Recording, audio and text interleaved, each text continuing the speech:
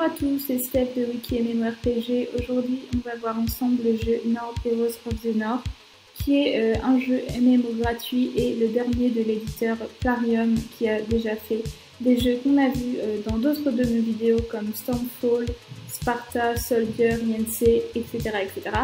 Donc je vais laisser tourner le gameplay et essayer de vous éclairer au maximum sur ce jeu. Donc je reviendrai bien évidemment sur le jeu dans la vidéo, il n'y a pas de souci.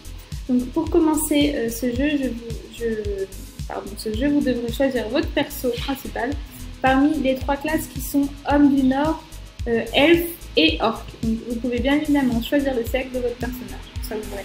Donc là je viens de rentrer dans la plateforme du jeu, donc là je dois commencer à construire et à acheter des édifices pour construire mon royaume. Donc mon royaume a déjà une base, on va dire. Il faut que je reconstruise entre guillemets celui-ci, que je le mette à neuf en gros. Donc voilà.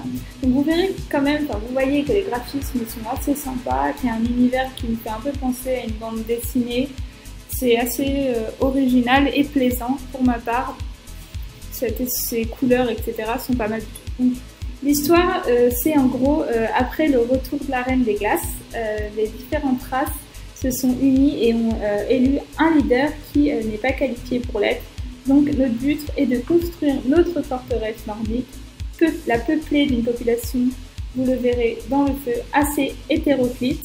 Donc vous devrez produire de bonnes ressources et efficacement pour ne pas en manquer.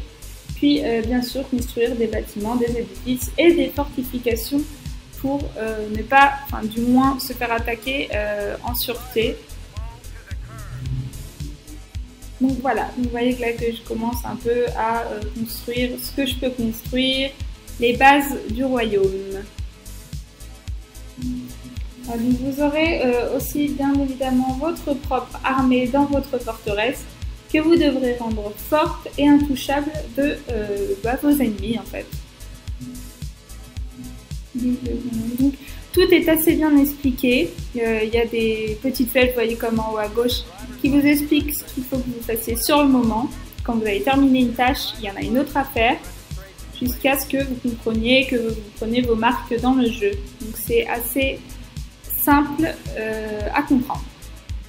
Donc essayez d'être le plus productif possible, c'est un conseil, pour ne pas vous faire dépasser par les autres joueurs de North Heroes of the North, qui sont vos voisins dans le jeu. Donc, vous verrez que dans le Nord, il y a trois ressources principales, très importantes pour la survie de votre peuple. Et ces trois ressources, c'est le poisson, les champignons et la bière de feu. Donc ça, vous le verrez, ça sera expliqué au fur et à mesure du jeu, au départ du jeu surtout. Donc, tu devras en fait cultiver tout ça en construisant des cabanes pour pêcher, des caves à champignons, il faudra construire aussi, et des brasseries pour la bière, bien évidemment.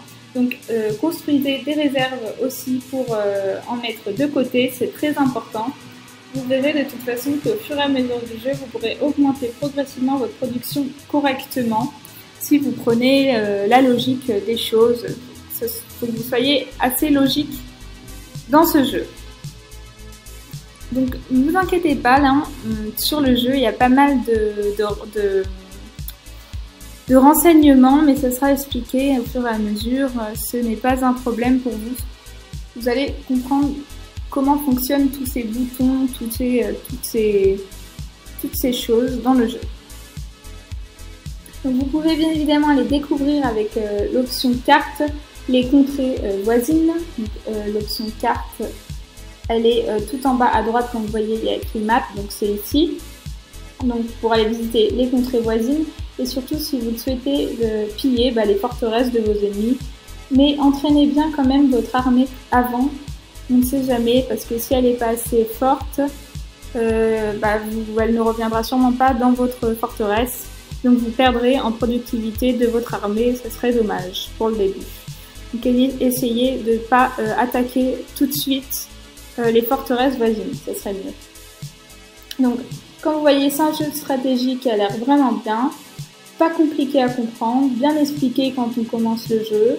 Les graphismes sont assez amusants et agréables, donc si vous voulez y jouer N'hésitez pas à cliquer sur le lien de la description de la vidéo. Vous tomberez sur notre lien wikimemorpg.com qui vous permettra de vous inscrire gratuitement et en prime de bénéficier davantage dans le jeu. Donc, vous pourrez voir aussi que d'autres jeux sont à votre disposition si vous le souhaitez. Donc, je pense qu'on a fait le tour à peu près des explications du jeu. Vous allez de toute manière, si vous avez aimé le jeu et que vous voulez vous y inscrire, vous verrez, tout vous sera bien expliqué. Donc je pense qu'on a fait un tour assez complet. Donc je vais vous laisser, laisser tourner le gameplay pour vous aider, pour que vous regardiez un peu comment je continue à jouer dans ce jeu. Donc voilà, c'était Steph de WikiMMORPG. Je vous souhaite à tous une bonne journée et à très vite dans une prochaine de mes vidéos. Bye bye!